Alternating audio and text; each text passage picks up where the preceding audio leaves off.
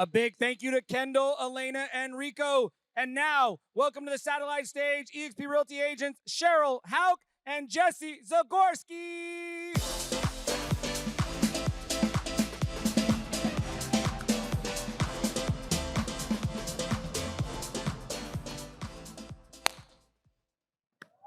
For companies big and small that value customer satisfaction and loyalty, the most well-respected system for generating progress and measuring results is the Net Promoter System. For years now, Cheryl, eXp has employed the Net Promoter Score, and as a result, we are improving every day based on the feedback and needs from our agents and staff. It's all of us, okay? We are thrilled, check this out, Cheryl. We are thrilled to report that we ended the first quarter of 2023 with a global Net Promoter Score of 70. That's a level that rivals the most loved brands in the world. That's an incredible accomplishment, guys. Let's hear some applause for that. Incredible. Few management ideas have spread so far and so wide as the Net Promoter System, which was created by the high priest of loyalty, Fred Reichheld. Not only did he create the Net Promoter System, but he is also the best-selling author of Winning on Purpose, a book that our founder and CEO, Glenn Sanford, refers to quite often. This book illustrates how companies with superior NPS consistently instills a founder's mentality, think equity shareholder, to deliver exceptional customer service. It's your indispensable guide for inspiring customer love within your own teams and your own customers. If you haven't picked up your copy of Winning on Purpose, you will certainly want to after this. Jesse and I have the distinct pleasure of presenting this incredibly engaging fireside chat featuring none other than the creator of NPS himself, Fred Reichheld. Cheryl, on a scale of 1 to 10, can I tell you how excited I am for this session? Good one. Sorry, that's an NPS joke. Okay, let's do it different. Everybody stand up, get on your feet, stand up. We gotta show some love, we gotta show some energy let's put our hands together, guys, for Fred Reichheld, our Chief Operating Officer, Patrick O'Neill, and our founder and CEO, Glenn Sanford. Let's give him some love.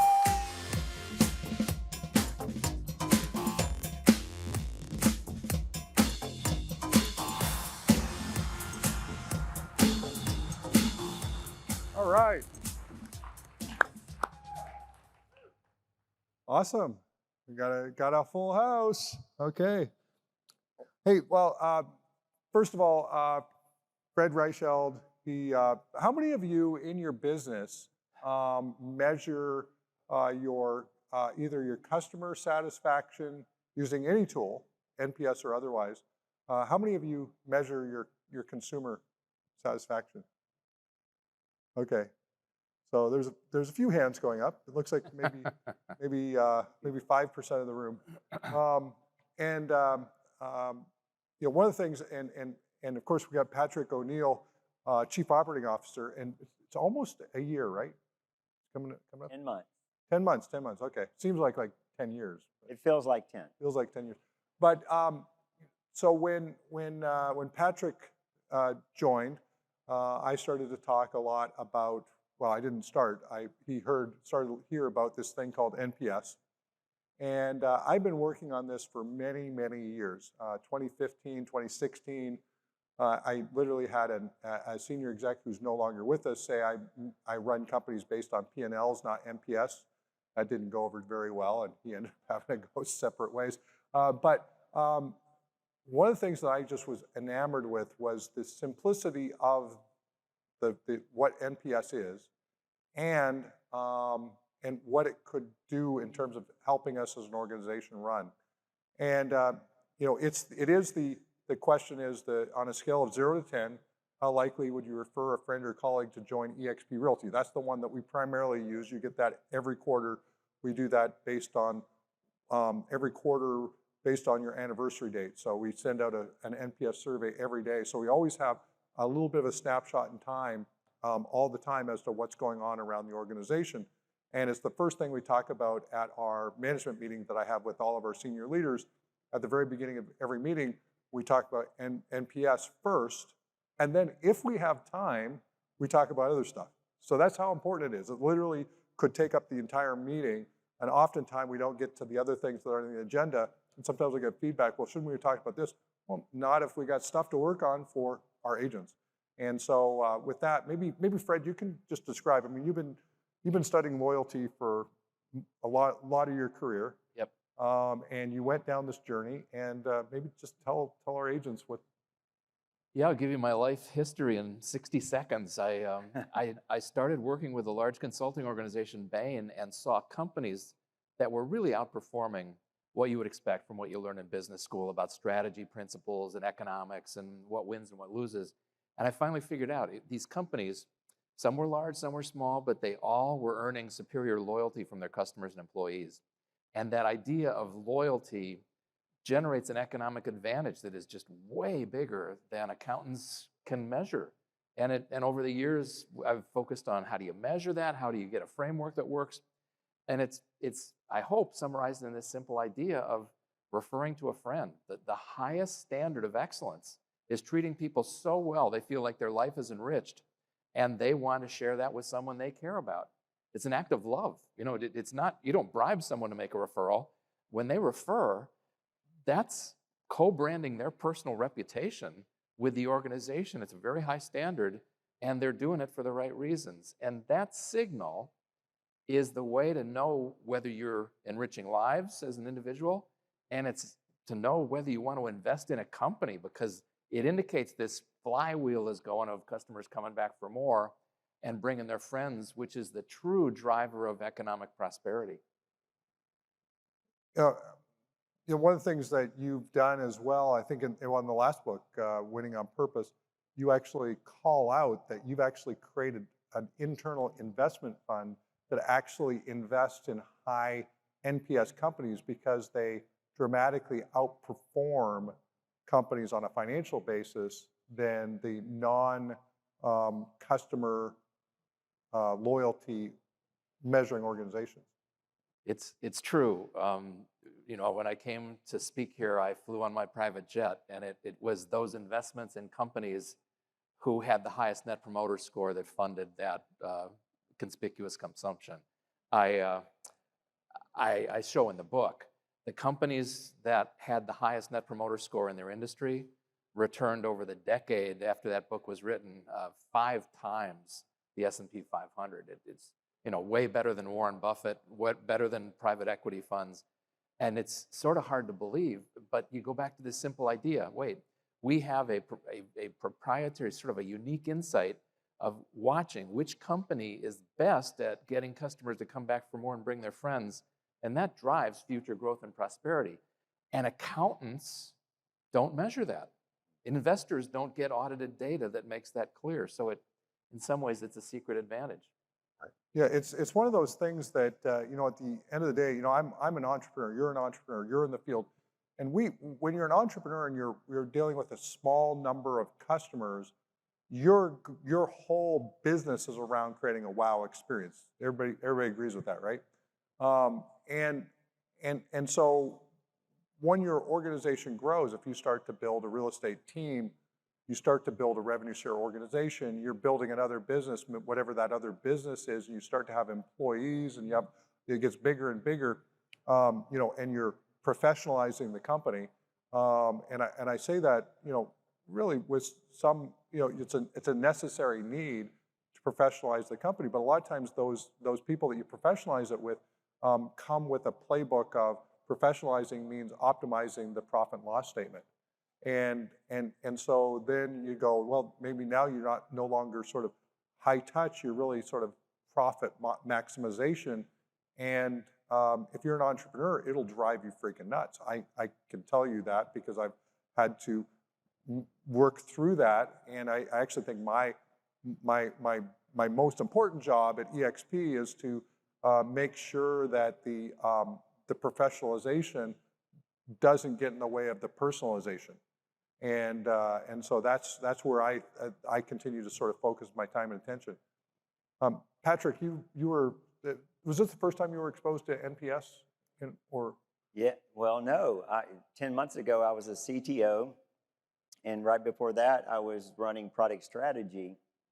And when you first mentioned the conversation around NPS here at eXp, I was thinking, yeah, I get it. I know we send survey out. We try to get an 8, 7, or 9 or 10. And you just asked me, please read the books. And I read the books, and my response to Glenn was, I read the first book, 2.0, and I told Glenn, I need to go run around the block and celebrate, because it all started coming together and trying to truly understand what the intent was. And I tell my team that you've given us the playbook. All we have to do is execute against that. And the survey feedback that's coming in from all of you, me and the rest of the leadership team, we're reading those comments. I read every morning, I read the comments that you posted the day before. And one of the big things that I got out of the book was trying to truly understand the categories of the numerical scale. And it made it super clear to me that when you, the agents, give us a 0 through 6, it means we missed your expectations. And when you give us a 7 and 8, we did our job. And when you give us a 9 or 10, we did something that was unexpected, something that was a surprise to you. And that 9 and 10, that's the promoter. We're not here just to do our job. We're after the 9 and 10. And I told my team, I can't even tell you what it is that you need to do to get a 9 or 10. You will know in that moment, and that you are authorized to go and get that promoter and make that decision. And that's just one example, right, of what we've learned from the book. The other thing, if I may, we've implemented a few other things directly from the book because it's the playbook. And another one was, if you get a rating between a 0 and 6, and many of you hopefully have experienced this, I've asked my team that within 48 hours, let's close the loop and come back and talk to you about why you gave us a 0 through 6, so that we could truly understand what it is that we can improve on, and then how we potentially could create a promoter out of you in the future. And I'll give you a couple examples. Icon. So we started seeing a theme around the icon, some of the frustration challenges, some of the ideas that were coming in on what you thought next level might be within the program. So then we take that information, those themes, and then we start going out to workplace. Glenn, many of you, if you're icons, he created a workplace chat, a survey. We look at the survey, we get along with my team to figure out what we could do with that. And some of the recent changes, you wanted to be able to vest faster. We did that. You wanted to be able to get more points so that you could get your cultural awards faster and easier. We did that. It's all coming in. Another example is you were highlighting challenges and frustration with, I don't know who to go to for what. Or, I'm out in my car, I'm showing homes, I'm in the field, I'm not at my laptop. Can I please talk to somebody on a telephone? So we just recently launched the Expert Care Desk. And we have a desk for, thank you. And I am measuring everything to figure out what the experience is. We want to understand what are the experiences that we're producing. But the point here is that we are listening. And over the last few days, I've been asking a lot of questions about expert care, the ICON program, and just the survey in itself. And there's a theme that I heard over the last few days. Well, I don't participate in the survey because you're doing awesome as a team. And shout out to my team for getting those type of feedback responses. But my request to you is that even if it is a 9 or 10 and you are happy, please give that feedback, because I am constantly testing and learning. And when I see a 9 and 10 coming in, it lets me know that we are moving in the right direction, and then I can refocus on what's next. Yeah, and mention names. Name names, departments. When you're the 9 and 10 men should mean, I feel like my life has been enriched, and a great way to say thank you is to make sure you give a shout out to the people who've created that experience for you, because for them, it's probably the biggest bonus they get at headquarters. In fact, you originally had a different name than Net Promoter Score. Yeah, I thought it was too impractical, but I was going to call it Net Lives Enriched, because it comes from this philosophy of golden rule, love thy neighbor as thyself, treat people the way you'd want a loved one treated. When you do that, you've enriched a life. And I think this notion that, I want to make the world a better place, well, let's stop just making that words. Let's measure it. How would you measure it? Well, 0 through 10. If you get a 9 or a 10, you probably enriched a life, and 0 through 6, you diminished a life. And I think keeping track of that through the years helps keep you on the right path toward leading the right kind of life.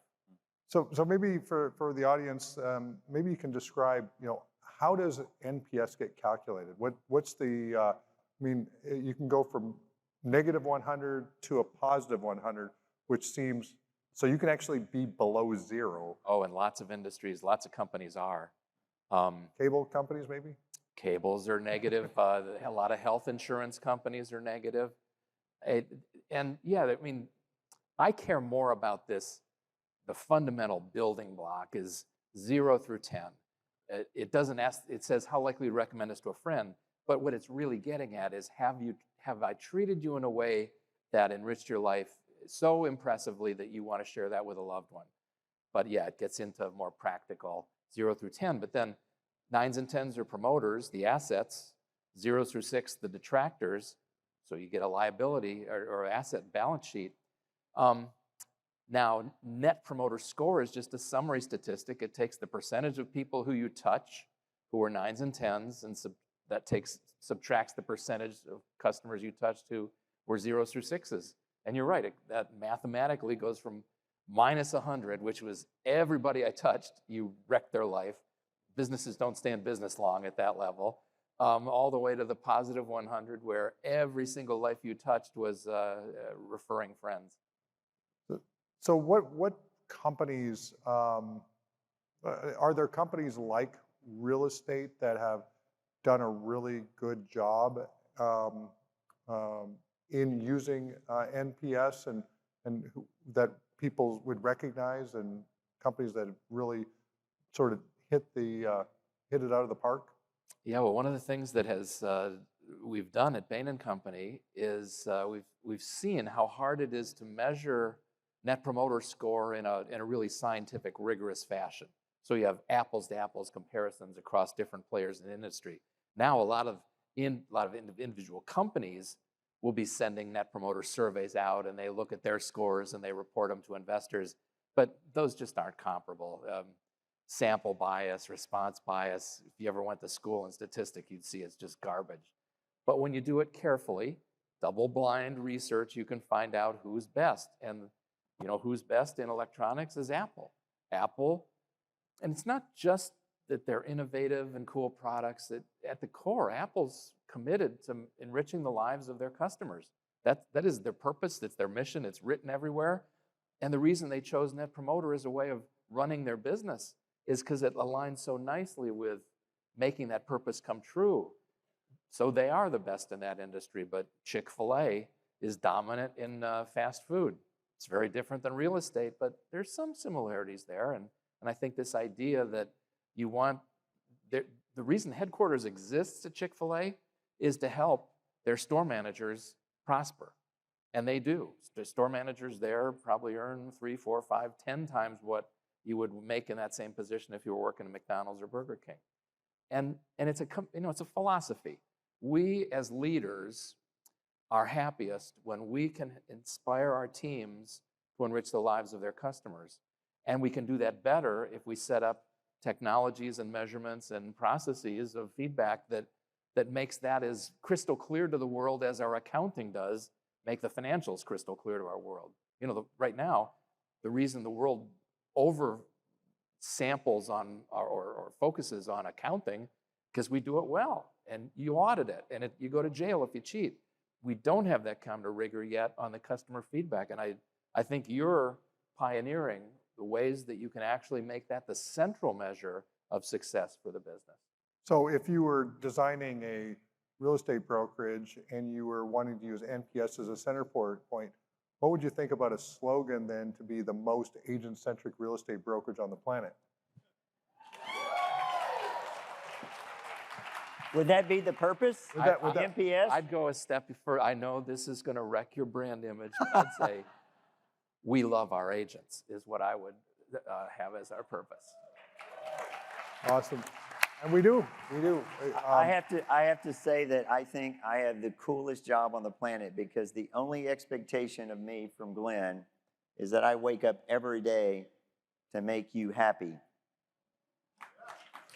Well, I think that's what love is. When your happiness is based on the happiness of the other person, that's a loving relationship. I have worked, in my opinion, for some really key brand organizations in their vertical for many, many years. And I'm talking big companies that do great things. And I've never been in an environment where we sit in a room trying to think about how to make you happy and put things together that allow you to do more, better, faster. We never sit in a room and talk about P&L. We never sit in a room and talk about what's going to happen on the next earning call. And I've been an officer before at many companies, and all we do is sit in a room thinking about the next earning call.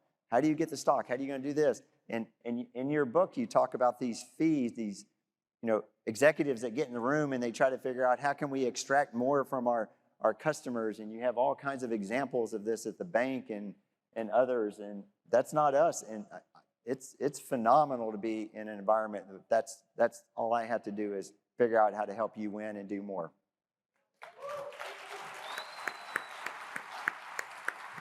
And I hope you appreciate how different that is from a normal business. Because a typical organization, a large company, their smartest minds, their highest paid people are trying to figure out how they can extract more from their customers' wallets, as opposed to how we can make our customers so happy they refer their friends. And it's a backwards situation. And for you, I think it's a huge advantage. Probably explains why you've been able to do what you've been able to accomplish.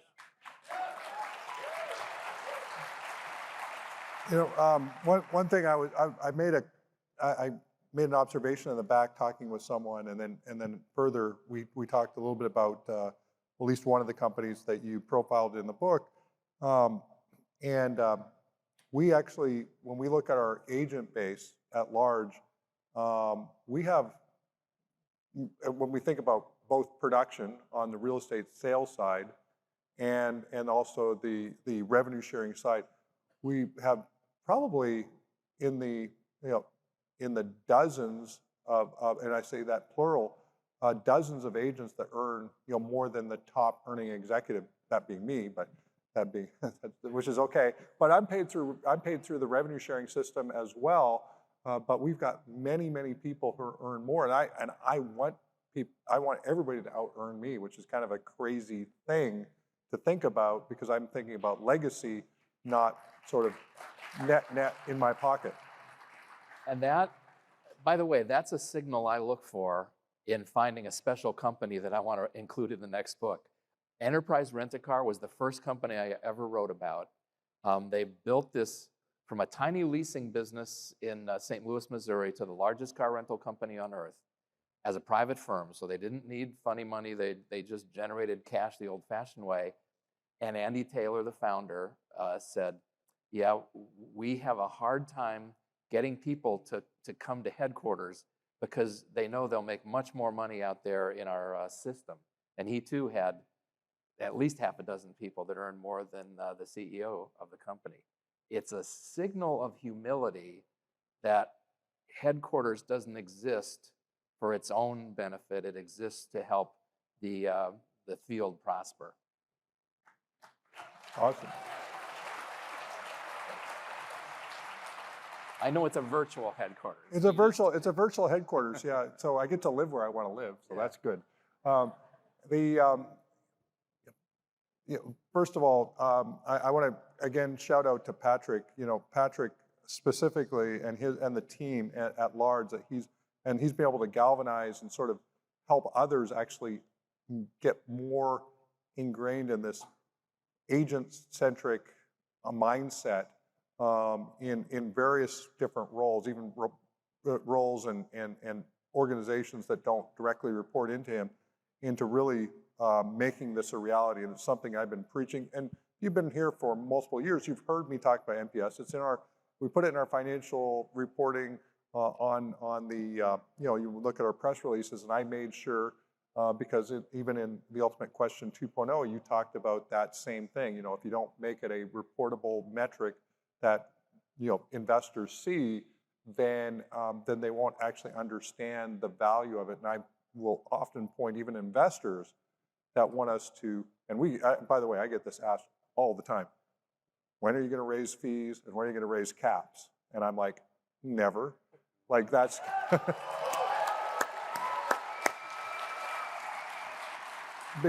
because at the end of the day, that doesn't build true legacy.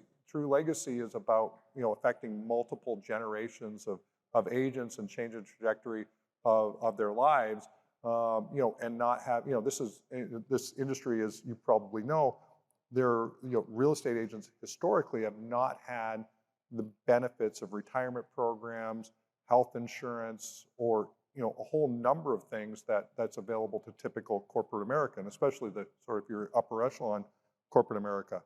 And but agents go out there because it's a way to make a living, and in a lot of cases a great living. And then once you start to get into it, it's a business where you make a great paycheck a lot of times from the commissions, but there's a lot more emotional toll that agents take on than most people realize. And one of them is the financial stress of having to look for the next deal. It's the stress of not having health coverage. It's the stress around who do you learn from and who do you collaborate with.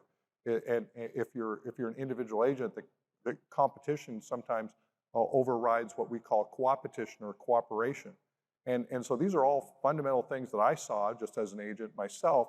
And, but I was also, as you heard, and you know me, I'd rather be a struggling entrepreneur than than someone that, has a high paying job. That's just how I think about it. And I think about the impact, the Stephen Covey, begin with the end in mind. I always go back to what is it that I want? And I get distracted, by the way. I'm like everybody else.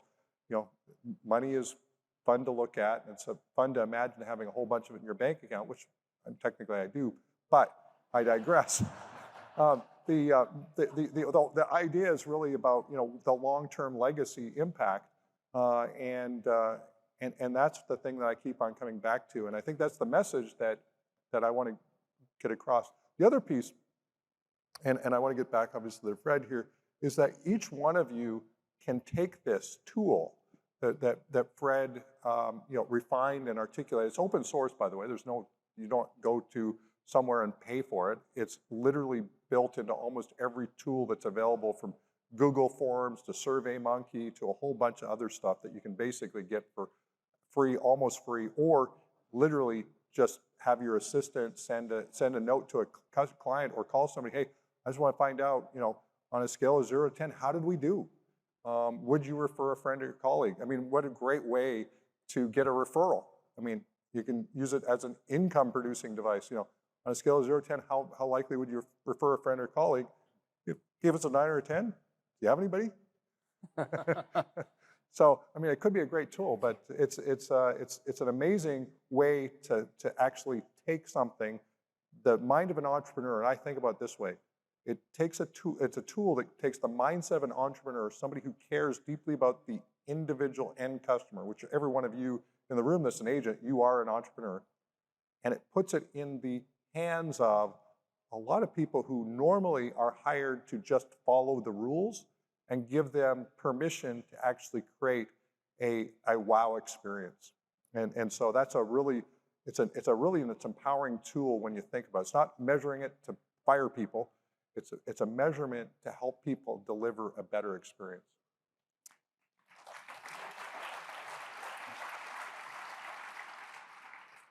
Yeah, and it keeps asking it with a frequency that keeps it top of mind. And I hope you'll do it in your own organizations. But you want everyone who's touching customers to think about, I don't want to just sell this customer and get a deal closed.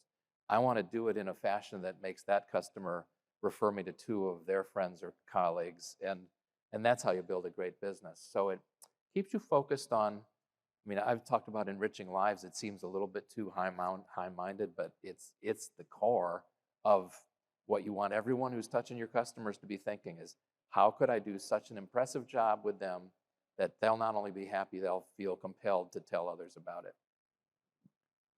You know, one more place I'm thinking about this. How many of you are focused on or spending at least 20 to 30% of your time on building your RevShare organization? Okay, so a good percentage of the room. I would even encourage you to ask this of the people who are in your organization based on the value you're bringing to them. And I mean that in all sincerity, because you know, one of the things that we deal with even on the company side is we will have people who will sponsor people in and just expect the company to do everything for them. And then we're saying, my sponsor never follows up with me, my sponsor never does this, never does that. And it's not, we don't really want to play, you know, sort of the role of sort of judging where you're at relative to the people you've brought in. So we don't measure that per se, but it does show up on our surveys. Like it does show up that I'm not getting support from my upline and that type of thing. And it's also a tool that helps you as an individual leader become a better leader. Most of us don't know what we don't know.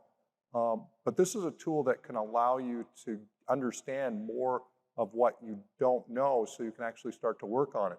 If you start to see that you know, if you survey your group and maybe it's, you know, somebody 2 or 3 levels down from you and you survey the group and at large, you can see where you can plug holes because it will give you advance notice of people in your own organization that may be thinking about leaving because they're not getting the support, they're not getting the hand-holding, they're not getting connected to the right places in the company. Maybe they're lost and they haven't even answered maybe our survey, so we aren't able to reach out to them. But ask the people that are in your organization the same question. You know, on a scale of 0 to 10, how likely would you refer me as a sponsor of somebody that would want to join eXp or be in the upline? You know, come up with some version of it and start measuring that, because at the end of the day, this is a tool about actually enhancing your ability to be better leaders. Yeah, you might even ask them, how likely is you recommend our team as a great place to work or a great team to work with?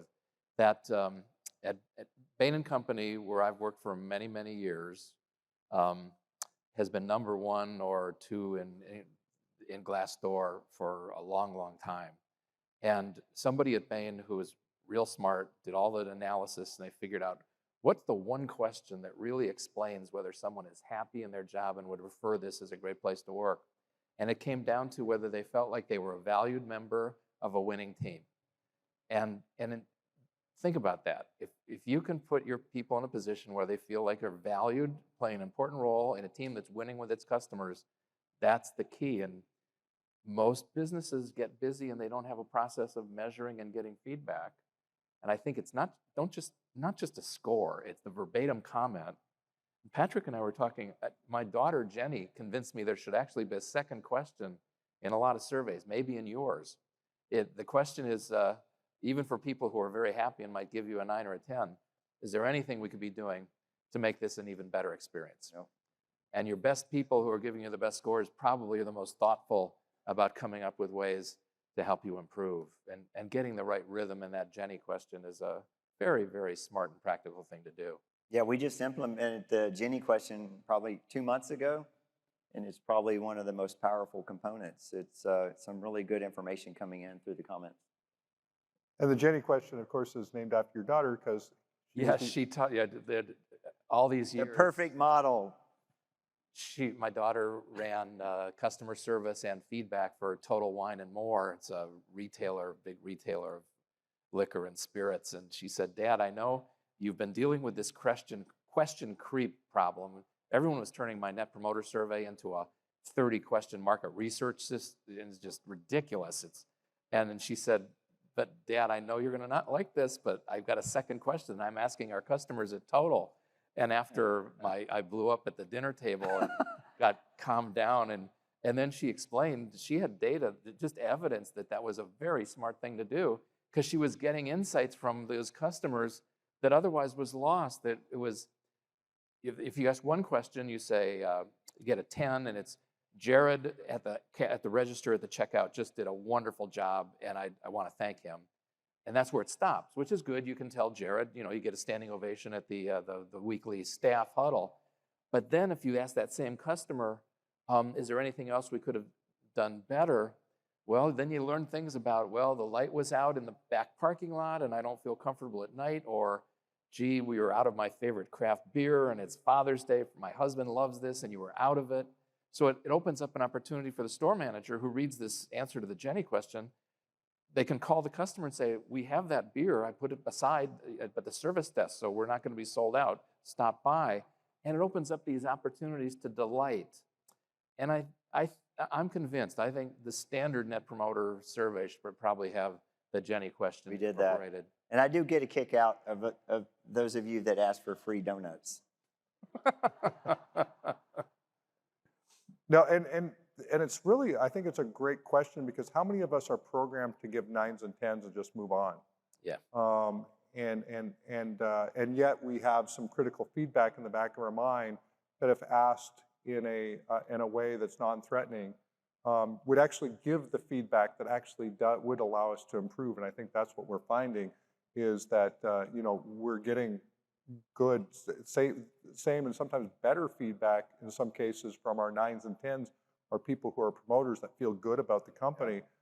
They're actually thinking more about the positivity. Of course, we get good scores. I mean, we're at least we believe they're good scores. We aren't really measuring against other companies, that's part of the exercise. But we're typically in the 70, 71, 72. I think you said you had an 84 in an area where it's dramatically improved recently. Yeah. But asking that one additional question, what more can we do to wow you at eXp? That's a great way to get that extra data in. Yeah, and the companies who have used Net Promoter effectively and have really created enormous growth through customers coming back for more and bringing their friends. Classic example would be Starbucks or Chick-fil-A. They tell me most of their innovations come from the field. That awesome holiday milkshake they have at Chick-fil-A that's got peppermint in it, that came from the field. The Frappuccino at Starbucks, that came from the field. So, think of all of the brains who are close to the ultimate customers doing business every day. You're the ones that are going to have the ideas that keep this community prospering. I mean, who wanted to be paid faster? I read those comments, and we came up with a program called Express Pay within 24 hours. And the NPS that Glenn was alluding to, in Canada specifically, we were getting a 54 NPS score, and today we're getting 80s. And just to put this in a context, in Canada, at least Ontario specifically, it's a really convoluted process to get paid. It goes to a solicitor, a lawyer. Yep. They then mail their check on their time to the company. It could take a week or 2 weeks before it comes to the company, and then the company then pays the agent. And however, I asked the question, how often do we not get paid? And it's almost never that we don't get paid. So I said, well, why don't we just pay immediately upon a notification of closing, as opposed to waiting for us to get paid? Because we can wait for the money, the agent can't. Yeah. And as far as I know, we're the only company in Ontario, maybe in all of Canada, that does that. Yeah. So that's another signal that you're working with a very special company. It's true. Thank you. So that's the end of our time. Really thank you, Fred, for dinner last night. Thank you for spending some time with our staff earlier today. Did everybody enjoy this? Awesome. Well, thank you very much. Thank you. Thank you, Fred.